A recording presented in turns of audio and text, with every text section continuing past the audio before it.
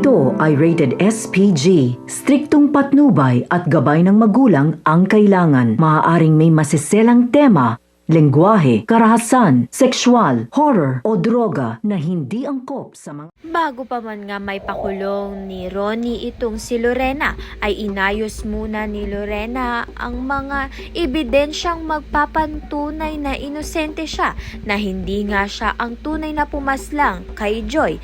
Kaya naman nga si Lorena na nga mismo ang sumuko sa mga kapulisan dahil alam nga niya na malalampasan niya rin nga ang laban, dahil nga ito ngang si Dolfo na nakilala nga niya ang may alam sa tunay na nangyari sa gabi nga nang mamatay itong si Joy.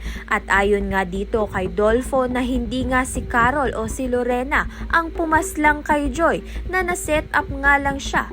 Kaya naman nga ang gagawin na lang nga nito ni Tristan ay samahan nga itong si Dolfo sa korte upang mapatunayan nga nila na inosente nga itong si Lorena at hindi nga siya tuluyang makulong. Kaya naman nga't malaki pa rin nga ang posibilidad na malinis pa nga ang pangalan nito ni Lorena at makasimula nga siya ng bago niyang buhay. Kaya naman nga't yan at iba pa ang dapat nating pakaabangan. Maraming salamat sa iyong panonood.